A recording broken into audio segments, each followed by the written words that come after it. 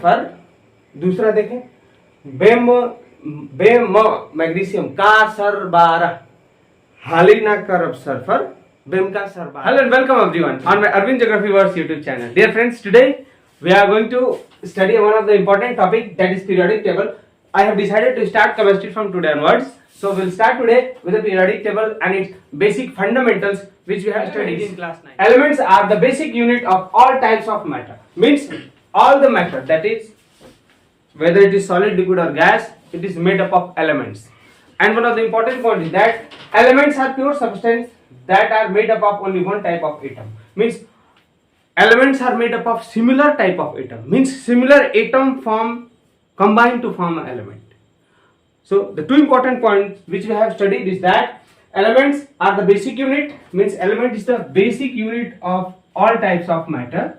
And second, pure substance are made up of similar type of atom. यानी जो elements हैं वो एक प्रकार के एटम से बने हुए हैं. एक बात ये कंफर्म हो गया, यानी एलिमेंट्स एक प्रकार के एटम से बने हुए हैं और जो एलिमेंट्स हैं वो हर एक मैटर, चाहे वो सॉलिड हो, लिक्विड हो, गैस, उसका क्या बनाते हैं, वो यूनिट बनाते हैं.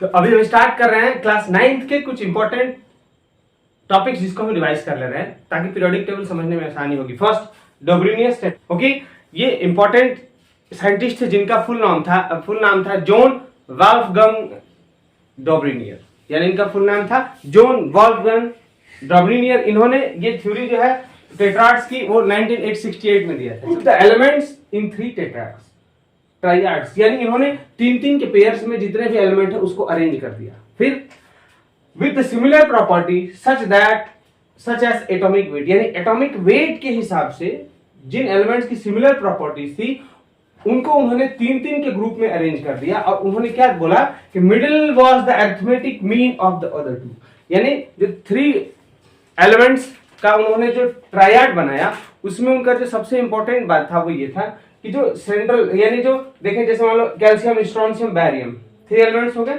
इसमें इन्होंने जो साइड के जो एलिमेंट्स थे ना उनका जो एटॉमिक वेट था उसका जो अरिथमेटिक मीन लिया. यानी देखो आप इसका हो गया 20, इसका हो गया 56, यानी 56 + 20 डिवाइडेड बाय 2, यही अरिथमेटिक मीन है.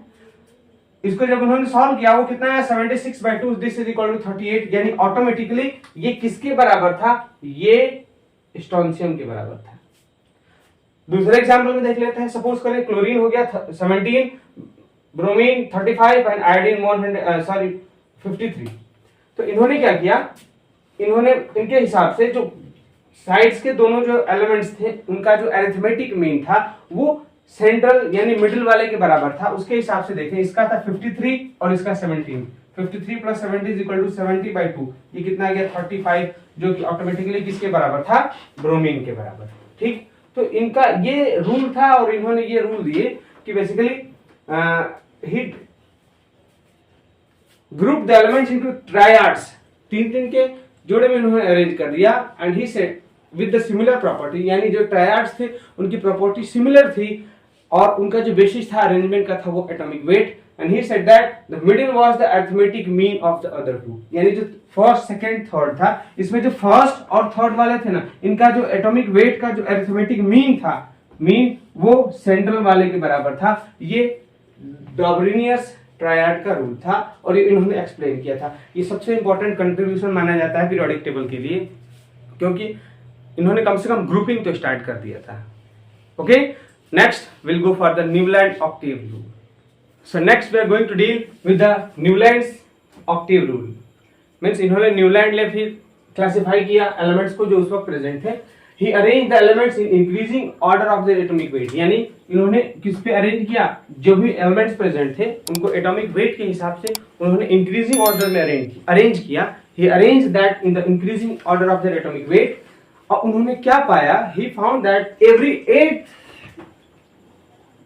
element beginning from any element, यानी जैसे मान लीजिए उन्होंने यहां से स्टार्ट क्या अरेंज करना, 1 2 3 4 5 6 7 8, मतलब इन्होंने अरेंज करके क्या देखा कि हर 8वां एलिमेंट जो अरेंज करने के बाद जो 8वां आ रहा था वो उसी के नीचे आ जा रहा था और जो उसके नीचे आ रहा था ना ये ऊपर वाले के फिजिकल और केमिकल प्रॉपर्टी से मिल रहा था। देखिए, beginning from any of the element, बोला तो किसी आप एलिमेंट से स्टार्ट कर दो काउंट करना, चाहे यहीं से स्टार्ट कर दो चाहे यहां से स्टार्ट कर दो, लेकिन उसके बाद जो काउंट करेंगे आप, जैसे ये हो गया आयोडीन 1 2 3 4 5 6 7 8, उसके नीचे वाला जो एलिमेंट आ गया, ठीक। Any element resembles the first, बोला जहां से आप काउंटिंग स्टार्ट करेंगे ना वो उससे आके मिलेगा in physical and chemical property. किसके रेस्पेक्ट में? फिजिकल और केमिकल प्रॉपर्टी के रेस्पेक्ट में।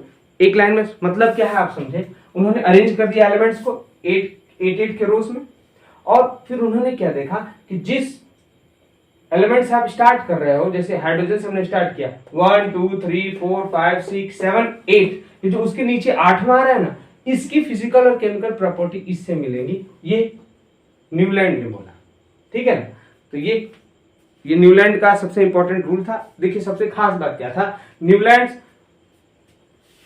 It was based on atomic weight. सबसे पहले खास बात हो गई कि ये किस पे बेस्ड था, न्यूलैंड का क्लासिफिकेशन एटॉमिक वेट पे बेस्ड था, ठीक। दूसरा अगर हम इसमें देखें, ये कैल्शियम तक खूब अच्छे से काम कर रहा था, उसके आगे अगर हम बात करें तो ये सही से काम नहीं कर रहा था, इसीलिए इसको रिजेक्ट कर दिया गया, ठीक ना।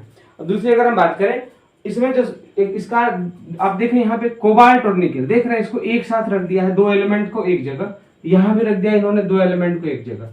तो ये इसका एक सबसे बड़ा ड्रॉबैक था कि दो एलिमेंट को एक एक जगह पे इन्होंने प्लेस कर दिया था, जिसकी वजह से कि ये जो थ्योरी है, जो इनका सजेशन था, जो इनका व्यू था, वो आगे चल के इसको हटाना पड़ा। लेकिन हाँ, इन्होंने एलिमेंट्स को अरेंज तो किया इतना, ये इनका सबसे बड़ा कंट्रीब्यूशन था हमारे पीरियोडिक टेबल के लिए। ये कम से कम इन्होंने 1 2 3 4 5 6 7 8 जो सारे गामा पा धा नी सु जो ये होता है, ये म्यूजिकल टोन्स होते हैं, उस पे इन्होंने अरेंज किया था। तो ये इनका कंट्रीब्यूशन था, वेरी इंपॉर्टेंट। अब अगला देख लेते हैं हम मेंडलीव्स का, ओके, पीरियोडिक टेबल, यानी मेंडलीव ने कैसे क्लासिफाई किया था पीरियोडिक टेबल को, उसको हम देख लेते हैं। देखिए उन्होंने कहा था he gave the first periodic table based on his law, यानी उन्होंने खुद के लॉ पे, उन्होंने खुद का लॉ बोला दिया और उस पे उन्होंने पीरियोडिक टेबल क्लासिफाई किया। उन्होंने बोला प्रॉपर्टी ऑफ द एलिमेंट्स, यानी जो भी एलिमेंट की प्रॉपर्टी है, are the periodic function of their atomic mass. पहली बार इन्होंने यूज किया वर्ड एटॉमिक मास, यानी यहाँ पे एटॉमिक मास यूज करने वाले पहले साइंटिस्ट थे। इन्होंने बोला प्रॉपर्टी ऑफ द एलिमेंट्स, यानी जो भी एलिमेंट की प्रॉपर्टी है, are the periodic function of their atomic mass, यानी उसको हम एटॉमिक मास के बेसिस पे इजिली जान सकते हैं, क्लासिफाई कर सकते हैं। He left space for the undiscovered elements. देखिए उस वक्त लगभग 63 एलिमेंट डिस्कवर्ड थे, 63 एलिमेंट डिस्कवर्ड थे, और उनको इन्होंने ग्रुप्स, यानी जो वर्टिकल रो था उसमें ग्रुप, और जो हॉरिजॉन्टल रो था उसको पीरियड बोलते हैं।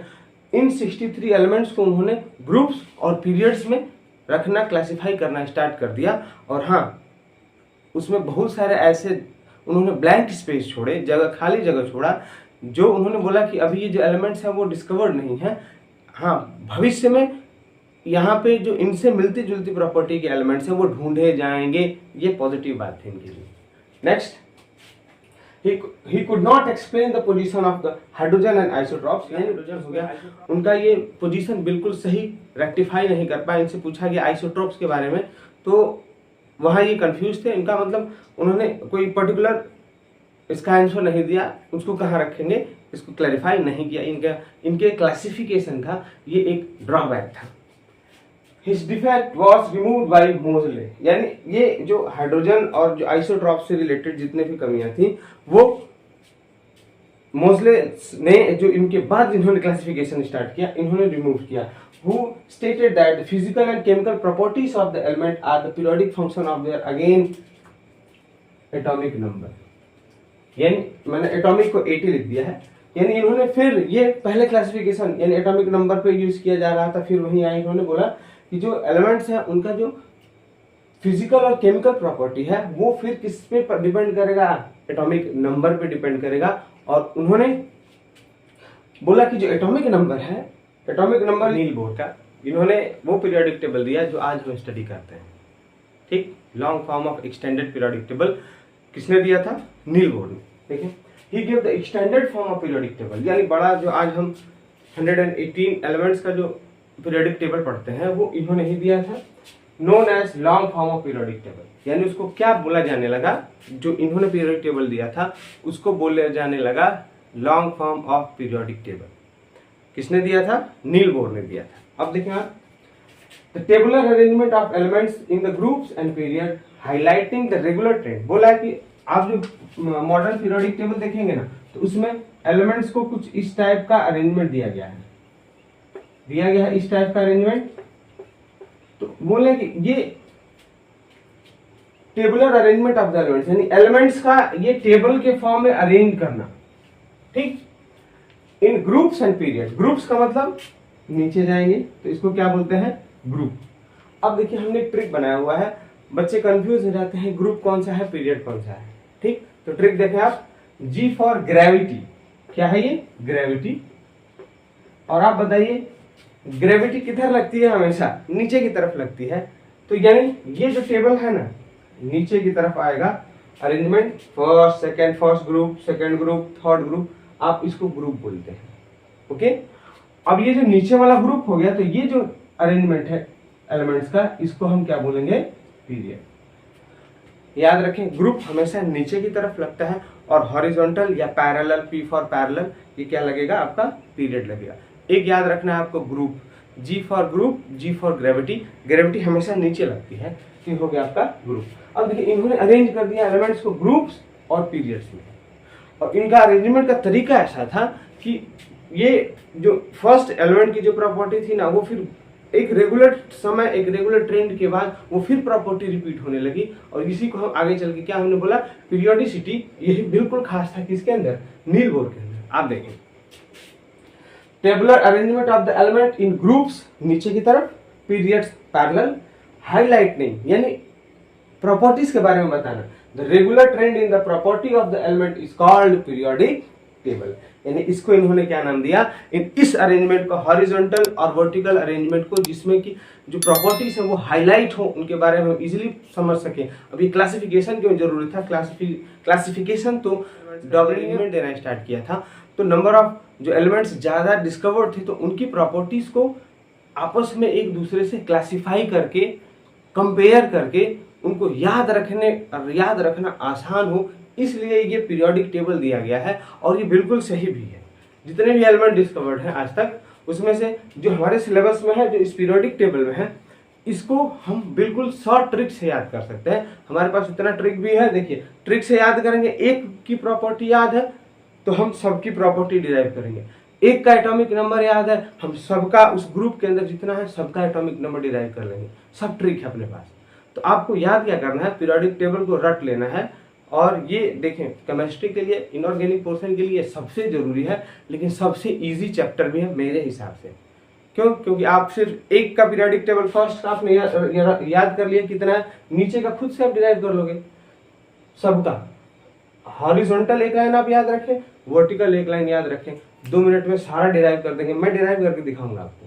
तो ऐसी ट्रिक से सबसे इजी हो जाता है केमिस्ट्री पढ़ना। चलिए अब हम पहुंच रहे हैं पीरियोडिक टेबल। पीरियोडिक टेबल का बेसिक समझ लेते हैं, जो सबसे इंपॉर्टेंट होता है, और ये जानना बिल्कुल जरूरी है पीरियोडिक टेबल को हम रीड कैसे करें। तो थोड़ा आप देखें ये आपको ये पीरियोडिक टेबल पूरा दिख रहा है। इसमें देखें ये ग्रुप्स हैं, ग्रुप 1 2 3 4 5, मैं काउंट कर रहा हूँ, 1 2 3 4 5 6 7 8 9 10 11 12 13 14 15 16 17 18। यानी कि हमने जो काउंट किया ना अभी 1 2 3 4, ये कहाँ तक? 18 तक। आप इसको क्या बोलते हो? ग्रुप बोलते हैं। क्या बोलते हो? ग्रुप। यानी इस पूरे पीरियोडिक टेबल में कितने ग्रुप हैं? 18 ग्रुप। घबराना नहीं है, बिल्कुल इजी है। देखो ग्रुप, जैसे हमने बोला था ना, G for gravity, G for group. यानी जो एक ये वाला हॉरिजॉन्टल लाइन है, मतलब ये एलिमेंट का अरेंजमेंट है ना वर्टिकल, एक group, 2 group, 3 4 5 6 7। G for gravity, नीचे जा रहा हूँ, नीचे गया मैं, नीचे गया मैं, नीचे गया मैं, नीचे गया मैं, ये हो गया आपका नीचे गया, नीचे गया, कहाँ तक पहुंचा? 18 तक। जब मैं 18 तक पहुंचा तो मैंने क्या काउंट किया था? G for gravity, G for group. यानी हमने वर्टिकल ग्रुप कॉलम काउंट किया ना ऐसे, इसको हम क्या बोलते हैं? ग्रेविटी यानी ग्रुप बोलते हैं। यानी इस पूरे पीरियोडिक टेबल में आप देखो कितने ग्रुप हो गए, 1 2 कहाँ तक? 18। यानी ये 18 ग्रुप्स हैं इस पूरे पीरियोडिक टेबल में। और आप देखो ये 1 2 3 4 5 6 7, ये 7 क्या है? ये पीरियड्स है। ये क्या है? आपके पीरियड्स। आपको कंफ्यूजन अब लाइफ में नहीं होना चाहिए, क्योंकि सिर्फ एक वर्ड याद रखना है, जी फॉर ग्रेविटी, यानी ग्रेविटी की तरफ जो लग रहा है, जो अरेंजमेंट है उसको ग्रुप बोलेंगे, तो बाकी जो ऐसे हॉरिजॉन्टल है उसको क्या बोलोगे आप? इसको आप बोलोगे पीरियड। आई होप आपको ये ग्रुप और पीरियड अब कभी भी गलत नहीं होगा। आगे बढ़ रहे हैं, आप देखो अब इसमें नंबर ऑफ वैलेंस इलेक्ट्रॉन, यानी इनकी जो वैलेंसी है या valence electron in their outer most shell. अभी मैं इसको बता रहा हूं, ये देखो जैसे हो गया हाइड्रोजन, फिर यहाँ चलो lithium, beryllium, boron, carbon, nitrogen, oxygen, ये हो गया आपका फ्लोरीन और ये हो गया नियोन। यानी अगर मैं एक पीरियड को ले लूं तो इसमें अगर आपको ये कैलकुलेट करना है, निकालना है कि उसके वैलेंस सेल में कितने इलेक्ट्रॉन्स हैं। वैलेंस सेल का मतलब होता है आखिरी सेल में, ठीक ना? आखिरी सेल में कितना इलेक्ट्रॉन है, मैं भी डिराइव करूंगा इसको। तो वैलेंस सेल में कितने इलेक्ट्रॉन्स है, इसको अगर आपको निकालना है तो वो ऑलरेडी पीरियोडिक टेबल में दिया है, पता नहीं लोग निकालते क्यों है। देखो कैसे दिया है, वो दिया है, तुमको कुछ करना नहीं है, बस वो तो काउंट करके निकाल लेना है वैलेंस सेल, ठीक ना? वो सब पीरियोडिक टेबल में दिया होता है, उसको कुछ निकालना ही नहीं होता है। पता नहीं, बच्चों से पूछिए कि इसका वैलेंस सेल में कितने इलेक्ट्रॉन है, उनको आता ही नहीं है, पता नहीं क्यों नहीं आता। तो ऑलरेडी दिया हुआ है, आपने बस काउंट कर लिया ना, उसको दिया है। देखो इधर देखो, ये पहला हो गया तो इसका वैलेंस सेल में 1 इलेक्ट्रॉन, ये दूसरा हो गया ना, इसका वैलेंस सेल में 3 इलेक्ट्रॉन। ये जो ट्रांजिशन एलिमेंट है इसको हम अभी आपके क्लास 10th तक के सिलेबस में नहीं है, तो हम इसके बारे में बात नहीं करेंगे, ठीक? क्लास 11 12 में जाएंगे तो इसके बारे में बात करेंगे। अब देखो हाइड्रोजन का 1 वैलेंस सेल में कितने इलेक्ट्रॉन है? 1। हीलियम के 2। काउंट करते जाओ, जितना आप काउंट करोगे, जितनी जिस नंबर पे आ रहा है ना उतना उसमें वैलेंस इलेक्ट्रॉन है। बोरॉन 13 तो 3, 14 तो 4, 15 तो 5, 16 तो 6, 17 तो 7, 18 तो 8। यानी ये 1 2 तक तो समझ में आ गया। इसमें 1 वैलेंस इलेक्ट्रॉन है, इसमें 2 है। इधर सर कंफ्यूजन हो रहा है, कोई कंफ्यूजन का जरूरत नहीं है। ये 13 ये किस ग्रुप में है? 13th ग्रुप में है। जब 13th ग्रुप में ना, 1 को हटा दीजिए, 3, 1 को हटाइए 4, 1 को हटाइए 5, 1 को हटाइए 6, 1 को हटाइए 7, 1 को हटाइए 8। याद ही क्या करना है? कुछ नहीं, सब दिया हुआ है। अब आपको पीरियोडिक टेबल याद होना चाहिए। इसके लिए पीरियोडिक टेबल देखिए एक दिन में नहीं याद होता है, लेकिन ट्रिक से वो बहुत इजी याद हो सकता है। मैं बता रहा हूँ कैसे। जैसे देखो ये हो गया hydrogen, lithium, sodium, potassium, rubidium, caesium, francium. इसको आप किसी टेबल से, इसको जैसे है ना वैसे ही याद करो, जैसे मैंने याद किया। देखो हालिनाकरब्सरफर, ऐसे याद कर लिया आपने, एक याद हो गया। फिर से एक बार मैं बोल दे रहा हूँ, अब इसको 10 बार बोलना, याद हो जाएगा। देखो हालिनाकरब्सरफर, डन। ऐसे याद करेंगे, आप अपना ट्रिक बना सकते हो। देखो हालिनाकरब्सरफर, फिर बेमकासरबारा, बेमकासरबारा, पहला हो गया लाइन हालिनाकरब्सरफर। दूसरा देखें बेम मैग्नीशियम कासरबारा, हालिनाकरब्सरफर, बेमकासरबारा। 2 लाइन याद हुआ ना आपको? अभी इसको भी पूरा याद कर लेंगे हम लोग। 2 लाइन याद हो गया। जो मैं बोल रहा हूँ ना उसका बार बार ऐसे ही बस 10 बार बोलो, पूरा याद हो जाएगा। देखो हालिनाकरब्सरफर, बेमकासरबारा। अब यहाँ आएंगे सीधे हम, तो यहाँ के लिए देखो पहले आपको ना इसका ये जो हॉरिजॉन्टल लाइन का अरेंजमेंट है इसको याद करना होता है। उसको कैसे याद करेंगे? देखो बहुत इजी है, पहला लाइन याद कर लो। जैसे देखो BCNOF, BCNOF ने, यानी हमने क्या याद कर लिया? धैर्य रखें, याद करें, तुरंत याद होगा। देखो BCNOFNA, देखो BCNOF ने, यानी BCNOF ने, BCNOF ने, BCNOF ने, फिर से BCNOF ने। याद हो गया? अब देखो नीचे जाने के लिए आपको जो लास्ट 7th जो ये पीरियड है उसका याद करने का जरूरत नहीं है। ये रेडियो एक्टिव एलिमेंट्स है, ये आपके सिलेबस में नहीं है। आप इतना ही याद कर लो, तुम्हारा काम चल जाएगा। ठीक, बस इतना तक मैं भी दिखा रहा हूँ कैसे याद करेंगे। देखो बल्गा इंटी, बल्गाइंटी, बल्गाइंटी याद हो गया। चला के देखो, काशी जैसन पवित्र, काशी जैसन पव, काशी है ना बनारस भैया, कार्बन, काशी सिलिकॉन, जे जैसा, सन पवित्र, काशी जैसन पव हो गया। अब नप नप आसब्बी, नपासब्बी, बिल्कुल इजी है, 4 दिन ट्राई करना पक्का याद हो जाएगा, मुझको याद, किसी को याद हो जाएगा। नपासब्बी, नप आसब्बी कौन है इसमें। अब देखो ओस से टीपो, ओके, ओस से टीपो, ओस से टीपो, उस से, जैसे हम खेलते हैं ना ऐसे मारते हैं ना कंचा गांव में, वही है ओस, ओस से टीपो। ये तो आपको याद ही होगा, क्लास लोअर क्लास में पढ़ते आ रहे हैं, fluorine, chlorine, bromine, iodine, antimony हो गया। अब ये देखो, ये दोनों आपको तो बहुत पहले से पढ़ रहे हैं, तो एज इट इज याद होना चाहिए। देखो helium, neon, argon, krypton, xenon, radon, ये ऐसे ही याद होगा। और फ्लोरीन, क्लोरीन, ब्रोमीन, आयोडीन, आप देखो तो इजी हो गया, आपने ये याद कर लिया, ये याद कर लिया, इसका देखो पहले ये याद कर लेंगे, फिर ये याद कर लेंगे, अब इस जो फर्स्ट डिजिट है ना इसे डिराइव कर लेंगे, बल्गाइंटी, काशी जैसन पवित्र, नापासब्बी, ओसेटिपो, फ्लोरीन, क्लोरीन, ब्रोमीन, आयोडीन, तो ऐसे याद करते हैं, ठीक ना। आपने पीरियोडिक टेबल रोज याद करो, 5 दिन, 10 दिन, 20 दिन, अभी क्लास 10th में है, 1 महीने में याद हो जाना चाहिए। और इससे जो आप, अभी मैं बता रहा हूँ, अभी मैं डिराइव करूंगा, अभी मतलब कि जैसे हमको लिथियम का एटॉमिक नंबर याद है 3, तो इसके जो बाकी जो एलिमेंट्स है ना, इनका एटॉमिक नंबर मैं अभी डिराइव करके बताऊंगा कैसे निकलेगा, 1 मिनट में सब तुरंत निकाल लिया जाएगा, ट्रिक है अपने पास, सारे का एटॉमिक नंबर निकाल लेंगे। अब इससे जब एटॉमिक नंबर हम निकाल लेते हैं तो हम उसमें कितने नंबर ऑफ सेल है, उसकी रिएक्टिविटी कितनी है, उसका साइज कितना बड़ा है, वो पीरियोडिक टेबल में कहाँ लोकेटेड है, तो हम उससे ना सब कुछ कंपेयर कर सकते हैं। ये चैप्टर तभी आसान हो पाता है। और वो बच्चे जिनको पीरियोडिक टेबल याद नहीं होता है, वो फिर कैसे आप करोगे बताओ, आप कैसे कंपेयर करोगे एटॉमिक साइज के बारे में, कौन ऊपर है कौन नीचे है आपको पता ही नहीं, आप एटॉमिक साइज कैसे निकालोगे, इलेक्ट्रोनेगेटिविटी उसका लोकेशन पता ही नहीं एलिमेंट का, आप कैसे निकालोगे। तो मैंने बोला कि इजी तभी है जब आपको पीरियोडिक टेबल याद है। पीरियोडिक टेबल याद कर लो, देखो 2 मिनट में तुरंत प्रॉपर्टी आप कोई भी दिमाग में कंपेयर कर सकते हैं कि अच्छा ये यहाँ है वो वहाँ है, इसलिए स्मार्ट बने। ठीक, चलिए अब हम चल रहे हैं फर्स्ट ग्रुप, एक एक ग्रुप को हम डील करेंगे, ठीक ना। फर्स्ट ग्रुप क्या है, ये पीरियोडिक टेबल का चार्ट है मेरे पास, और इसका रफ यूज करने के लिए हमने एक छोटा सा ऊपर पीरियोडिक टेबल बना लिया है ताकि आपको समझ में अच्छे से आएगा।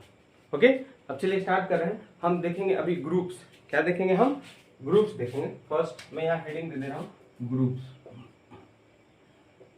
ग्रुप्स यानी वर्टिकल अरेंजमेंट, जिसको हम ग्रेविटी से याद रखेंगे।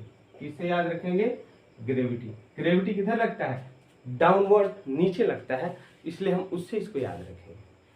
इसका मतलब क्या है, हम इनको पढ़ रहे हैं एक एक करके, ठीक ना। ये कितने ग्रुप्स हैं, कितने ग्रुप्स हैं कालिया, 18। कितने हैं, 18 ग्रुप्स हैं, ठीक। कितने पीरियड थे, 7। एक तरीका और, ग्रुप ज्यादा है पीरियड कम है, आप देखें फिर। अब चलो हम पहले ग्रुप के बारे में बात करेंगे। किसके ग्रुप के बारे में, पहला ग्रुप हो गया हालिनाकरप सल्फर, याद करना है। Hydrogen, lithium, sodium, potassium, rubidium, caesium, francium, ठीक है। मैं इनको लिख दे रहा हूं। अब देखो खास क्या है ना, हमने बोला था ना आपको कि आप एक का अगर एटॉमिक नंबर आपको याद है तो बाकी सबको आप डिराइव कर सकते हो, वो थोड़ा देख लो। मान लो आपने याद कर लिया, सर का बात मान लिया, आपने याद कर लिया, चलो बच्चा अच्छा है, सर का बात माना है। देखो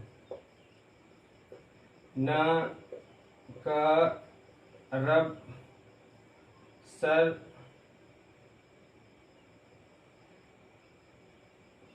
पर, ठीक है। ये सीजियम हो गया, होगी फ्रांसियम, ठीक है। ये हो गया इतना याद। कैसे याद कर रहे हैं, हालिनाकरप सर पर, डन, बच्चे ने याद कर लिया। अब इसका देखो, इसका एटॉमिक नंबर कितना हो गया, 1। हाइड्रोजन बहुत अलग टाइप का है, इसमें न्यूट्रॉन नहीं है, यानी एटॉमिक नंबर नील बोर ने भी बोला था कि जो एटॉमिक नंबर है उतना नंबर ऑफ इलेक्ट्रॉन होगा। ठीक, अब देखिए एटॉमिक नंबर हो गया 1, तो इसमें नंबर ऑफ इलेक्ट्रॉन कितना हो गया 1। अब जितना इलेक्ट्रॉन का माइनस चार्ज, यानी कोई अगर एटम न्यूट्रल होता है, जैसे मान लो ये कोई एटम होगा, देखिए ध्यान से, आप केमिस्ट्री का मैं पूरा कॉन्सेप्ट ही क्लियर कर दूंगा, बस ध्यान से देखते जाओ, जहां जो आएगा ना उसको मैं वहीं एक्सप्लेन कर दूंगा और आपका पॉइंट क्लियर हो जाएगा। देखिए जैसे मान लो कोई एटम हो गया ये ए और ये कोई एटम हो गया बी, ये सपोज करो ए हो गया ये बी हो गया, इसमें हमने मान लिया plus minus minus plus plus minus minus plus, यानी इन दोनों में जितना प्लस चार्ज है उतना माइनस चार्ज है, यहाँ भी जितना पॉजिटिव चार्ज उतना नेगेटिव चार्ज, जितना नेगेटिव चार्ज उतना पॉजिटिव चार्ज। ये यानी जितना नेगेटिव, इस पर जितना मान लो पॉजिटिव चार्ज एक है, नेगेटिव चार्ज एक, नेगेटिव चार्ज एक, पॉजिटिव, यानी काउंट करेंगे तो 2 नेगेटिव चार्ज 2 पॉजिटिव चार्ज, जितना नेगेटिव चार्ज है उतना पॉजिटिव चार्ज है, तो नेगेटिव और पॉजिटिव कैंसिल हो जाएगा, तो उस पर चार्ज कितना बच जाएगा 0, कोई चार्ज नहीं होगा।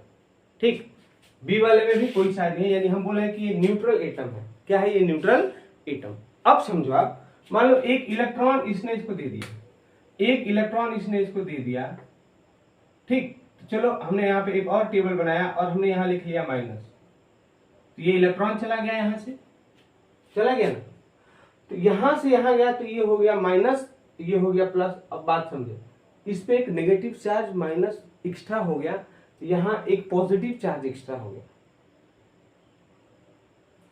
अब ये जो बी है उस पे कौन सा चार्ज आ जाएगा माइनस, और जो ए है इस पे कौन सा चार्ज आ जाएगा प्लस।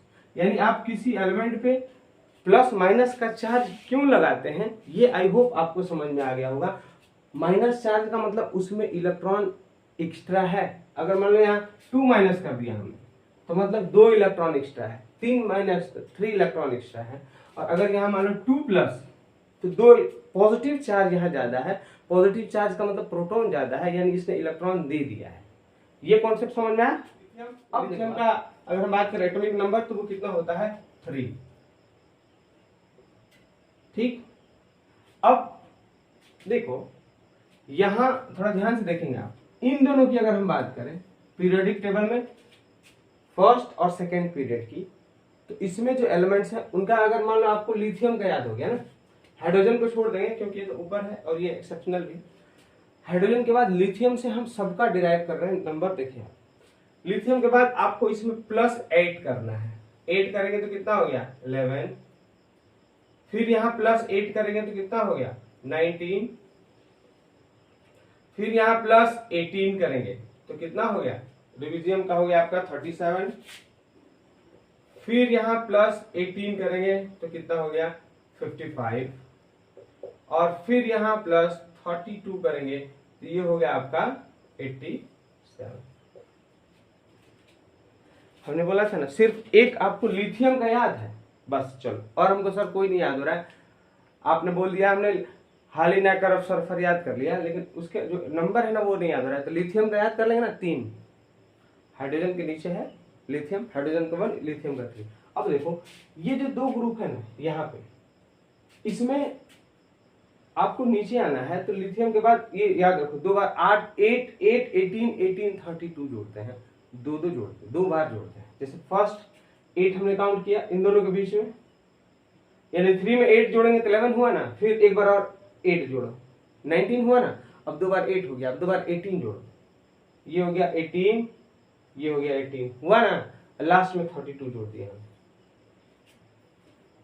ये जो एलिमेंट्स हैं this form strong alkali with water, यानी अगर इसको जब हम पानी में मिला दें तो ये जितने हैं ना, ये सब हाइड्रोजन को छोड़ के जितने हैं सब स्ट्रॉन्ग अल्कली बनाते हैं। अल्कली का मतलब क्या होता है, alkalis are the base which are soluble in water, यानी वो बेस जैसे सोडियम हाइड्रोक्साइड हो गया, ठीक ना, वो बेस जो पानी में घुल जाए, बेस समझ ना, एसिड बेस, तो वो बेस जो पानी में घुल जाए ना उनको अल्कली बोलते हैं। और तो फिर बेस में क्या हो गया सर, बेस का मतलब देखो सारे अल्कली बेस होते हैं, मतलब जितने अल्कली हैं वो सब बेस ही हैं, लेकिन वो बेस जो पानी में घुल जाते हैं उनको हम क्या बोलते हैं, उनको हम क्या बोलेंगे, अल्कली बोलेंगे। तो ये कंफ्यूजन दूर हो गया, अल्कली क्यों बोलते हैं और बेस किसको बोलते हैं, अल्कली किसको बोलते हैं। All alkalis are bases but all bases are not alkali, ये क्वेश्चन पूछता है। क्यों? क्योंकि जितना अल्कली है ना वो कोई ना कोई बेस ही होगा, लेकिन वाटर में अगर वो सॉल्युबल हो गया तो हमने उसको अलग नाम दे दिया अल्कली। लेकिन सारे जो अल्कली है वो क्या बेस होंगे? हाँ, लेकिन क्या सारे बेस अल्कली होंगे? नहीं, बहुत सारे ऐसे बेस हैं जो वाटर में सॉल्युबल नहीं है। आगे बढ़ रहे हैं, देखो lithium, sodium, potassium, rubidium, caesium and francium. जो मैं वर्ड्स बोल रहा हूँ अगर आप लिखते जाए, जरूर याद करते जाए, क्वेश्चन में कोई एग्जाम में पूछ सकता है। तो आपको ये डिराइव हो गया ना, देखो 3 जोड़ा इसमें तो 11 आया, 3 जोड़ा तो 19 आया, अब 18 जोड़ेंगे, फिर 18 जोड़ेंगे, फिर 32। तो आपको मैंने इसको याद करने का भी ट्रिक बता दिया, इसका नंबर निकालने का भी ट्रिक बता दिया। अच्छा चलो दूसरे वाले को देख लेते हैं। पहला हो गया नहीं, इसको हमने क्या बोला, they form strong alkali. First वाले क्या बनाएंगे, दे will form strong alkali with water, ठीक है ना। यानी ये क्या बनाएंगे, स्ट्रॉन्ग अल्कली बनाएंगे वाटर के साथ। अब दूसरे पे हम आ जा रहे हैं, दूसरा देख लेते हैं। अल्कलाइन अर्थ मेटल, जो सेकंड वाला ग्रुप है ना इसको क्या बोलते हैं, अल्कलाइन अर्थ मेटल। नाम याद रखना है जरूरी, अल्कलाइन अर्थ मेटल। ओके, अब ये देखें, ये स्ट्रॉन्ग बेस बना रहा था ना, तो ये क्या बनाएंगे, वीक बनाएंगे। कौन सा बेस बनाएंगे ये, they form weaker alkali in comparison to group 1। यानी ये स्ट्रॉन्ग होंगे और जो अभी बनाएंगे ना ये वाला जो ग्रुप होगा ना ये होगा strong, they will form strong base या स्ट्रॉन्ग अल्कली विथ वाटर। लेकिन जो सेकेंड ग्रुप है it will form weak alkali with water. ये क्या बनाएगा, वीक अल्कली, ये ना कमजोर अल्कली बनाएगा। कमजोर का मतलब ना उतना, यहाँ कमजोर का मतलब बॉडी बिल्डिंग से नहीं है, यहाँ ज्यादा रिएक्टिव कम रिएक्टिव से है, उनके रिएक्टिवनेस से है। तो जो अल्कली मेटल्स है ना, ये सेकेंड वाले ग्रुप की हम बात करें, अल्कलाइन अर्थ मेटल्स जिसको हम ये बोल रहे हैं, ये पानी के साथ वीकर अल्कली बनाते हैं, कमजोर अल्कली बनाएंगे, लेस रिएक्टिव अल्कली बनाएंगे, और ये ज्यादा रिएक्टिव अल्कली बनाते हैं। ठीक, चलो इसको भी हम झट से निकाल लेते हैं। क्या है, बेम का सर बारा, बोले था ना, बेम का सर बारा, म से मैग्नीशियम हो गया, बेम का सर बारा। हमने बोला है कि यहाँ के ये जो दोनों है ना इसके लिए ट्रिक कॉमन है, आपको क्या ऐड करना है इसमें। देखो अगर मान लो बेरिलियम का कितना हो गया, 4 हो गया, 4। अब इसमें 8 ऐड करो, कितना हो गया, 12। फिर 8 ऐड करो, कितना हो गया, 20। 2 बार 8 जोड़ दिया, अब 2 बार 18 जोड़ो, 18 जोड़ दो इसमें 38, फिर 18 जोड़ दो इसमें, ठीक ना। तो कितना हो जाएगा, 38 में 18 जोड़ेंगे तो 56। फिर अब 2 बार 18 जोड़ दिया, अब यहाँ पे क्या ऐड करें हम, 32 ऐड कर देंगे, तो हो जाएगा आपका लगभग 88। कुछ नहीं है इन दोनों में ना, बस आप पहले का याद रखो, लिथियम का 3 होता है और ये आपका जो बेरिलियम है इसका 4 होता है।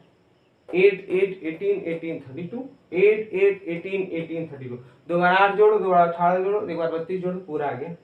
यानी आपको पीरियोडिक टेबल भी हमने याद कराया, उसका एटॉमिक नंबर कैसे निकालते हैं ये भी याद कराया। ये क्लास 10th में करना जरूरी है, क्योंकि हायर स्टडीज में तो ये बहुत दिक्कत करता है। इसका सूत्र साफ करेंगे आज, हो गया। इनकी ये दोनों प्रॉपर्टीज हमने लिख दिया, ठीक। अब आगे बढ़ रहे हैं। अब ये देखो जो ट्रांजिशन एलिमेंट्स हैं, ट्रांजिशन एलिमेंट्स ये भी इंपॉर्टेंट है, लेकिन क्लास 11 12 के लिए बस इसका नंबर कितना है, देखो 1 2 3 4 5 6 7 8 9 10 हो गया। इसीलिए अब देखो यहाँ अगर ये जैसे हम बात करें, देखो आप ये फर्स्ट सेकंड थर्ड पीरियड में है, first second third fourth period में, किस पीरियड में है, फोर्थ पीरियड में है। आप इसको याद रखेंगे ऐसे, और ये आपके बहुत काम के नहीं है, ठीक है। नहीं तो हम इसका ट्रिक बताते हैं आपको। देखो सटीव क्रोमन फेकोनिकुजन, देखो सटीव क्रोमन फेकोनिकुजन, ऐसे सारा याद है, लेकिन आपके काम का नहीं है। आ गए सीधे हम किस पीरियड ग्रुप पे आ रहे हैं, ग्रुप नंबर 13 पे। किस पे आ गए, ग्रुप नंबर 13। ये काम क्या है आपका, इसलिए उस वहां तक पहुंच गया मैं। अब देखें आप इसको कैसे हम डिराइव करते हैं। देखें ट्रांजिशन एलिमेंट्स को अगर हम देखें तो इसका ग्रुप नंबर देखें, 3 4 5 6 7 8 9 10 11 12। ठीक है, इतने ग्रुप नंबर इसका हो गया ट्रांजिशन एलिमेंट। फर्स्ट एलिमेंट को अगर याद करना चाहें तो सटीव क्रोमन फेपोन इक्वेशन आप याद कर सकते हो, काम करनी है बहुत क्लास 10th के लिए। अब देखें, इनको ट्रांजिशन एलिमेंट बोला जाता है क्योंकि इनका जो दो आउटर मोस्ट सेल है ना, दो लास्ट के जो दो आउटर मोस्ट सेल होते हैं, बाकी एलिमेंट्स के ना एक आउटर मोस्ट सेल खाली होता है, उसमें इलेक्ट्रॉन का ट्रांसफर होता है और वहाँ रिएक्शन होता है। लेकिन यहाँ पे दो आउटर मोस्ट सेल खाली होते हैं जिससे इलेक्ट्रॉन्स एनर्जी पाके ऊपर चले जाते हैं, फिर वापस आते हैं एक्साइटेड से ग्राउंड स्टेट में, तो वो लाइट छोड़ते हैं, दे एमिट लाइट। तो ये हो गया क्लास 11 12 के बाद। अब यहाँ देख लेते हैं, हमने ये देख लिया, इसको बोलते हैं ट्रांजिशन एलिमेंट, बस आप इतना याद रखिएगा। अब हमारे ग्रुप नंबर 13, किस पे आ रहे हैं? Group number 13। ये कौन सा फैमिली? देखो, जो इसका पहला है ना, इसका उसी के बेसिस पे ना इसको पूरा इसका नाम दे देते हैं, जैसे बोरॉन फैमिली बोलेंगे पहले एलिमेंट के बेसिस पे, कार्बन फैमिली बोलेंगे, पहला है ना इसका नाम उसी का खानदान का नाम उसके आगे पड़ जाता है। नाइट्रोजन है तो नाइट्रोजन का खानदान पड़ गया, नाइट्रोजन फैमिली। ऑक्सीजन है, ऑक्सीजन खानदान, ऑक्सीजन फैमिली। फ्लोरीन, हेलोजेंस इसको बोलते हैं। और ये हो गया जीरो ग्रुप। जीरो ग्रुप बहुत खास होता है क्योंकि उनका पूरा पेट ही भरा होता है, पेट भरा है वो रिएक्शन ही नहीं करते, ठीक ना। साधु बोलते हैं तो हिंदी में साधु गैस, और इंग्लिश में इसको बोलते हैं नोबल गैस। नोबल और साधु दोनों एक ही है, ठीक है। अभी हमारे किस पे? बोरॉन पे, ठीक ना। आप देखें इसको, बोरॉन का अगर हमने ट्रिक जो बताया था, बल गा इन टी, ठीक ना। अब देखो, यहाँ पे देख लो, ये जो लास्ट है ना, आपको इसको याद करने का जरूरत नहीं है, ठीक ना। बस आप इतना याद रखेंगे, आपका पूरा काम 12th तक चल जाएगा, बलगा इन टी, ठीक ना। आप चाहे तो पूरा पीरियोडिक टेबल ही याद कर सकते हो, उसमें कोई दिक्कत नहीं, ठीक है। अब देखिए, जब इसकी हम बात करें तो ये कौन सा फैमिली हो गया? Boron family. हमने पहले ही बोला है, फर्स्ट एलिमेंट के बेसिस पे इसका नाम दे देते हैं बोरॉन फैमिली। अब इसका हमने बल्गाइंटी तो लिख दिया, अब इसका एटॉमिक नंबर हम कैलकुलेट करके दिखा रहे हैं आपको। फर्स्ट का कितना है? 5।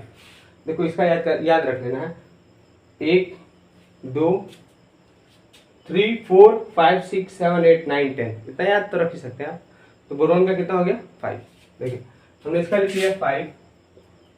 अब देखो, खास बात, हमने बताया था आपको कि यहां जब हम ऐड करते हैं ये दो ग्रुप्स में, तो हम पहले 8 8 18 18 32 इतना जोड़ते हैं, यही जोड़ते हैं ना, बोलो। लेकिन जब हम इनका डिराइव करते हैं ना, इन लोगों का डिराइव, तो इसके लिए क्या है? 8 फिर 18 फिर 18 फिर 32 फिर 32, ये याद रख लो आप। अब ऐसा, ठीक ना, ये बीच में 10 एलिमेंट्स बढ़ जा रहे हैं ना, इसलिए यहां इंक्रीज कर दिया। तो देखो, इन दोनों के लिए 8 8 18 18 32। अब यहाँ देखो 8 8, अब यहाँ दो बार 18 18 ऐड करेंगे और दो बार 32 32, कितना इजी है, याद हो गया। यहाँ दो बार 8 8, दो बार 18 18, एक बार 32, यहाँ एक बार 8, दो बार 18, दो बार 32 हो गया। अब चलो देख लो, जैसे यहाँ हो गया, ये बोरॉन हो गया, बोरॉन में 5 है ना, तो हमको कितना ऐड करना है? +8, फिर उसके नीचे जो यहाँ आएगा ना, फिर +8, फिर उसके नीचे जो यहाँ आएगा ना, उसमें 32, फिर यहाँ जो आएगा ना उसमें 32, अपने आप आ जाए। अब ऐड करके देख लो, कितना ऐड करेंगे तो आएगा ये 13। अब इसमें हम ऐड करेंगे तो कितना आएगा? 18।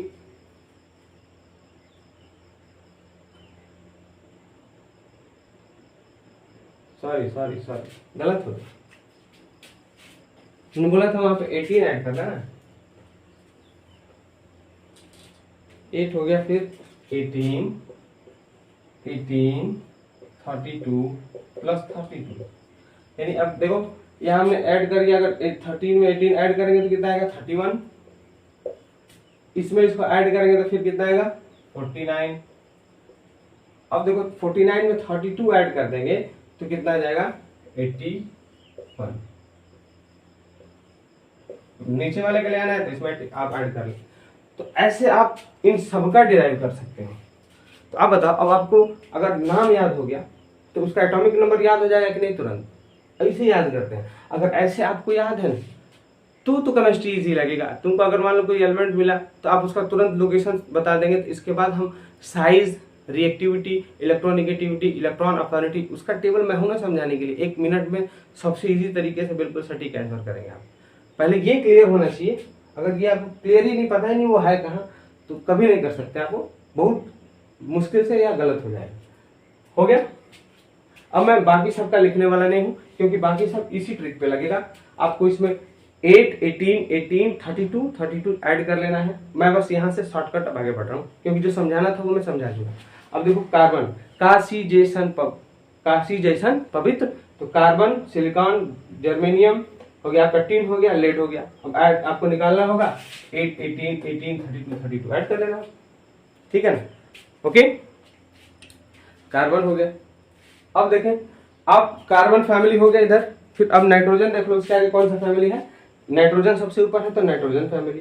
उसके ऊपर अगर हम जाए ऑक्सीजन फैमिली, लेकिन ऑक्सीजन के साथ खास क्या है, इसको चैल्कोजेंस बोलते हैं। क्या बोलते हैं, चैल्कोजेंस का मतलब होता है ओर फॉर्मेशन, यानी ज्यादातर जो ओर्स होते हैं ना वो ऑक्साइड के ही फॉर्म में मिले, चाहे आयरन का हम बात करें या एल्युमिनियम का। कितने भी Fe2O3 हो गया, Al2O3, मतलब एल्युमिनियम का अगर हम बात करें Al2O3, ठीक ना। तो ये जितने भी ओर्स होते हैं वो ऑक्साइड फॉर्म में ज्यादा मिलते हैं, इसलिए इनको क्या बोल देते हैं, इस फैमिली को बोलते हैं चैल्कोजेंस या ओर फॉर्मिंग फैमिली। सिंपल है, यानी ये फैमिली को हम चैल्कोजेंस बोलते हैं, क्योंकि ज्यादातर ये क्या बनाते हैं, मेटल्स के ओर बनाते हैं। ओर का मतलब क्या होता है, वो जिसको बोलते हैं ना कच्चा सामान। जैसे मान लो मिट्टी से उठा के लेके आए, हम मिट्टी लेके आए और मिट्टी में से हमने लोहा अलग कर लिया, तो कचरा भी बहुत बच जाएगा, उसमें कचरा बचेगा ना। तो वो ओर का मतलब होता है कच्चा सामान, जो हम मिट्टी को उठा के लेके आ रहे हैं उसमें से हम आयरन निकाल लेंगे। जैसे मान लो हम 10 kg मिट्टी लेके आए, उसमें से 6 kg आयरन निकल जाएगा, बाकी 4 kg कचरा निकल जाएगा। तो ओर किसको बोलते हैं, वो मिट्टी जिसमें कोई एक पर्टिकुलर एलिमेंट बहुत ज्यादा मात्रा में है। जैसे अगर हमारे यहाँ अगर आप निकालोगे ना, तो इसमें 10 kg में मुश्किल से 10 ग्राम भी नहीं निकलेगा लोहा, बहुत कम निकलेगा। लेकिन जो ओर होता है ना, वहां वो 10 kg में कम से कम 4-5 kg, 10 kg अगर ओर लेके आ रहे हो तो उसमें से 4-5 kg लोहा निकल जाएगा, तभी तो उसको ओर बोल रहे हैं। उस मेटल का ओर हो गया, क्योंकि उस कचरे में या उस मिट्टी में वो मेटल अधिक अमाउंट में है, इसलिए हम उस मिट्टी को उस मेटल का ओर बोलते हैं, ठीक ना। अब देखो हो गया आपका, ये ऑक्साइड्स बनाएंगे इसलिए चैल्कोजेंस बोल दिया। इसके बाद देखो ये लास्ट है आपकी, ये क्या है, fluorine, chlorine, bromine, iodine, antimony, ये है आपका हेलोजेंस बोलते हैं इनको। क्या बोलते हैं, हेलोजेंस। हेलोजेंस का मतलब सॉल्ट फार्मिंग। कौन से फार्मिंग हो गए, ये देखो मैं इसको लिख दूं, यहाँ मैं अगर लिखूं ऑक्सीजन फैमिली को हम चैल्कोजेंस बोलते हैं, चैल्कोजेंस, क्योंकि ये क्या बनाता है, ओर। अब हम बात करें आपके हेलोजेंस हो गए लास्ट में, हेलोजेंस यानी जो फ्लोरीन की फैमिली है उसको, अब ये क्या बनाते हैं, ये बनाते हैं सॉल्ट यानी नमक बनाते हैं। जैसे देखो सोडियम के साथ जब इनका रिएक्शन कराया जाए ना, तो क्या बना देंगे, NaCl, तो ये क्या हो गया, सॉल्ट ही तो बना, इसलिए इसको क्या बोलते हैं, सॉल्ट फॉर्म। हो गया, ठीक ना। अब ये हो गया। अब ये लास्ट ग्रुप की बात करें, helium, neon, argon, krypton, ज़ीलॉन, Renan, इसमें खास बात क्या है, इनका जो वैलेंसी होता है ना, यानी जो आउटर मोस्ट सेल, वो पूरी तरह भरा होता है। ये देखें आप,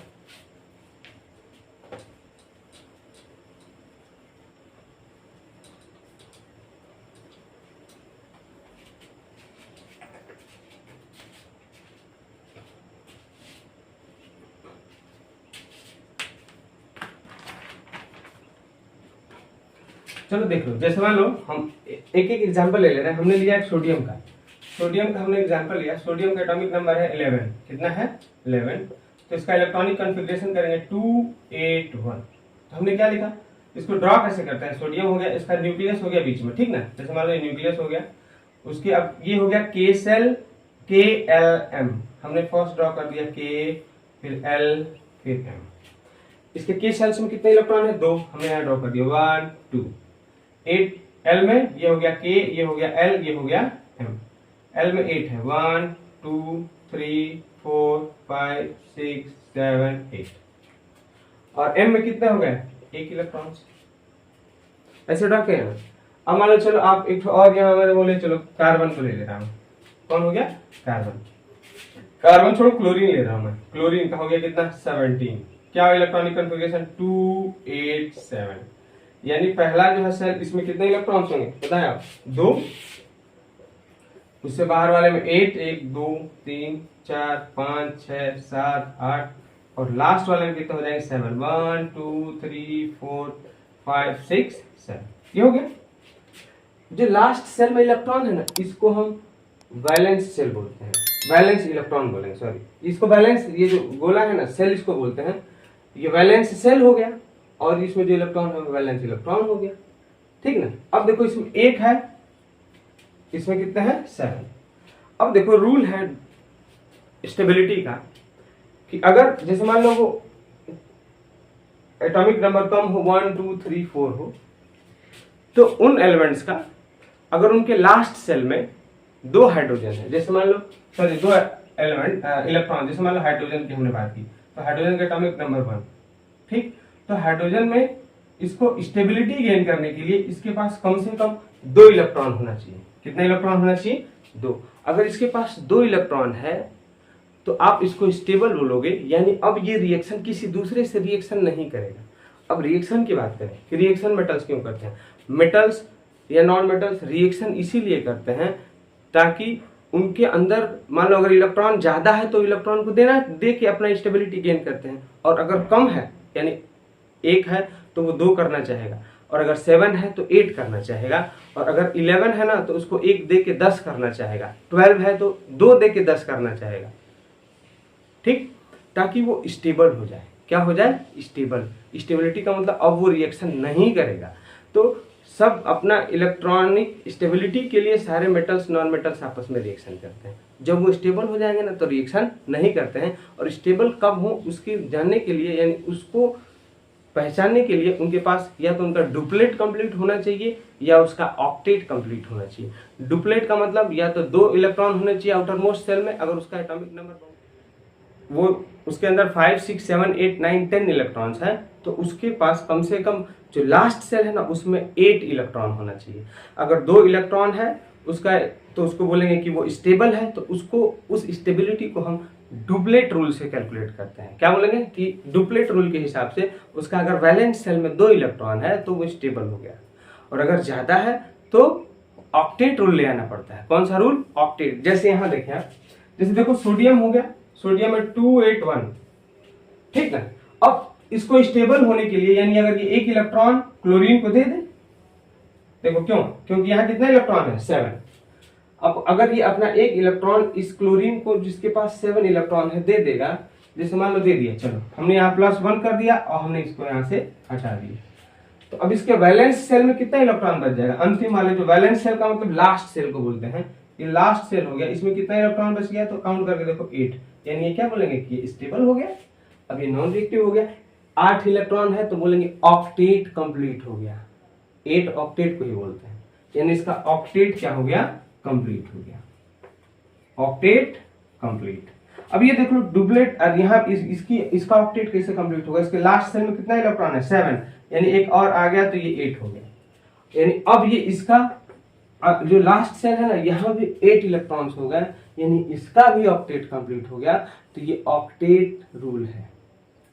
अब जिसके लास्ट सेल में 2 इलेक्ट्रॉन हो या 8 इलेक्ट्रॉन हो तो वो स्टेबल हो जाता है और वो अब ये रिएक्शन नहीं करते हैं। तो रिएक्शन एलिमेंट्स क्यों करते हैं ये भी आपको समझ में आ गया होगा, ठीक है। अब देखें आप इसमें जो सबसे अलग खास है, और हम बात कर रहे थे किसको लेके, ये जीरो ग्रुप के एलिमेंट यानी नोबल गैसेस को लेके, उनको आप देख लें। नोबल गैस किसी का अगर मैं एग्जांपल ले लूं तो आप देखें, चलिए मैं नोबल गैसेस का एग्जांपल ले रहा हूं, जैसे नियॉन हो गया, क्या हो गया नियॉन। नियॉन का एटॉमिक नंबर आप देख लें तो कितना लिया हुआ है 10 हो गया।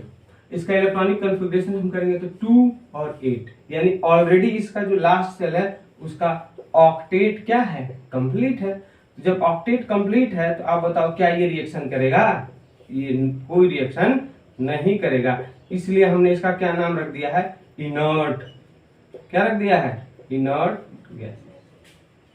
इनर्ट का मतलब नॉन रिएक्टिव, इसमें किसी का भी आप ले लोगे वही आएगा सेम। लास्ट सेल में कितना इलेक्ट्रॉन आएंगे 8। आप इलेक्ट्रॉनिक कॉन्फ़िगरेशन करके देखो।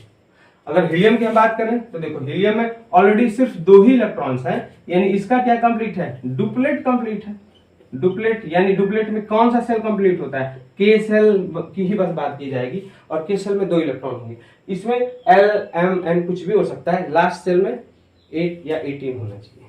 आई होप आपको ये डुप्लेट, ऑक्टेट और ये जो नोबल गैसेस है वो रिएक्शन क्यों नहीं करते हैं, क्यों नहीं कर रहे हैं रिएक्शन, क्योंकि इसका ऑक्टेट कंप्लीट है तो किस लिए रिएक्शन करेगा। इसके पास जितना इलेक्ट्रॉन है ना, पेट भरा हुआ है इसका, न इलेक्ट्रॉन की कमी है न ज्यादा है, तो अपना आराम से बैठा हुआ है। अब बाकी जिसका पेट भरा है, ज्यादा खा लिया है अगर पूरी, तो दौड़ेगा वो, और कम है तो भी दौड़ेगा। लेकिन जो पर्याप्त खाया है तो वो आराम से बैठा हुआ है, न कम न ज्यादा। कम वाला भी परेशान, ज्यादा वाला भी परेशान, लेकिन जो जितना जरूरत है उतना है। 2 है या 8 है तो पेट भरा हुआ है उसका, ठीक है ना। अगर छोटा बच्चा है तो 2 पूड़ी खाए, अगर बड़ा बच्चा है तो 8 पूड़ी खा लिए, चलेगा। और अब इसके बाद जो भी पीरियड्स वगैरह हैं वो हम अगले क्लासेस में डिस्कस कर लेंगे, ठीक ना। जो भी पीरियड्स है उसको अगले क्लास में डिस्कस करेंगे। आप प्लीज कॉन्सेप्ट अपना बेसिक क्लियर करते रहें। आज का होमवर्क है, आप पीरियोडिक टेबल याद कर लें और सबका एटॉमिक नंबर आप निकालें होमवर्क, और कल जरूर कमेंट करें कि सर आपने याद कर लिया और एटॉमिक नंबर आप खुद से निकाल पा रहे हो कि नहीं। देखो, मेहनते मर्दे मदद खुदा, जो मेहनत करता है ना उसी को भगवान मदद करता है। और अगर आपने मेहनत करने की ठान ली तो पीरियोडिक टेबल क्या, हमारे क्लास में कुछ बच्चे थे जिनको हमने खड़ा किया, वो पूरा पीरियोडिक टेबल है याद, एक यहाँ से स्टार्ट किया उन्होंने, वो एक्टिनाइट लेक्टिनाइट सबको बता के यहाँ आ गया। तो डिटर्मिनेशन होना चाहिए कि हमको कुछ करना है, ठीक। और आपको ये सिर्फ इधर कुछ ही याद करना, वो भी नहीं याद हो रहा है, मतलब आप सही ट्रैक पे नहीं है। तो जगो, अभी लगो, मेहनत करो और बोर्ड फोड़ दो। Thank you. अगर आप न्यू व्यूअर हैं तो प्लीज़ चैनल सब्सक्राइब करें और अपने फ्रेंड्स को शेयर करें ताकि उनको भी ऐसे ट्रिक्स मिले। पूरा केमिस्ट्री इजी बना दूंगा मैं। Thank you, have a great day.